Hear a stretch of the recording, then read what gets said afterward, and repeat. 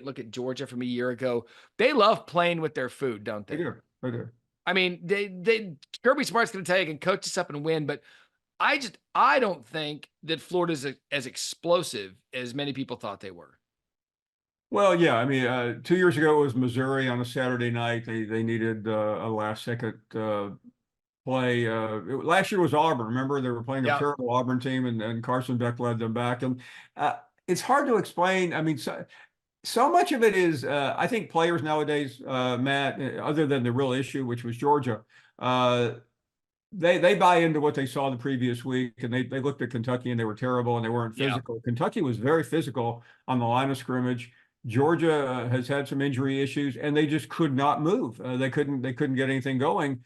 And to me, it takes a lot of resilience to win that game. The good news for Georgia is they have a week off. I mean, rarely, except in a double bye season, do you get a bye your fourth week, but they needed it badly Yeah. to kind of sit back.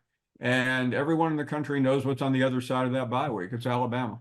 Yeah. And that's when you're going to really start learning about who everyone is. Again, Georgia, we were sitting there in the studio yesterday, and Mullen and Galloway, and we're watching the game. I'm like, man, is Kentucky going to do that? And Mullen literally cackled out loud. He goes, hey, there you go. He goes, you're getting your hopes up. Anyone who gets their hopes up that Georgia's going to lose, he goes, it is just not going to happen. And this is when Georgia was down. He's like, it's not going to happen.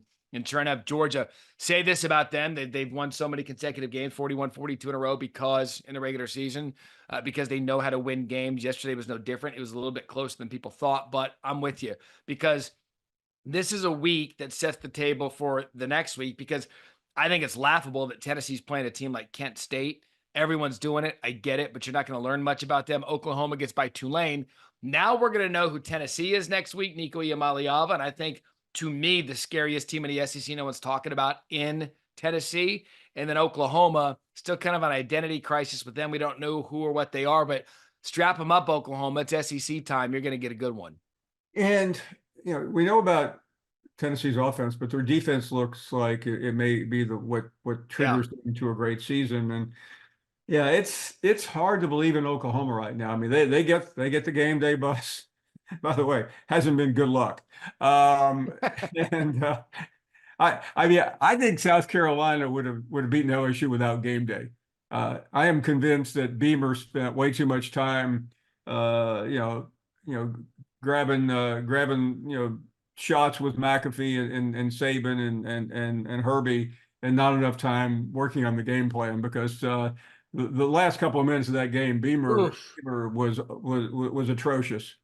Yeah, like, how about Brian Kelly, by the way, finding a way to get out of, now he had a couple calls, like the pick sixes that got overturned. That went his way. But think about the conversation we're having this morning of if BK and LSU are 1-2. We've had great conversations, but my producers were hitting me up yesterday at 17-0, going, man, that Monday conversation is really going to be fun, isn't it?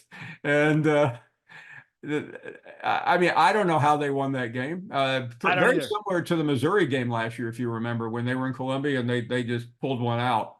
But it's a good win for them. It's a great win for them, because now they have UCLA, which is terrible, but it will sound good when they beat UCLA.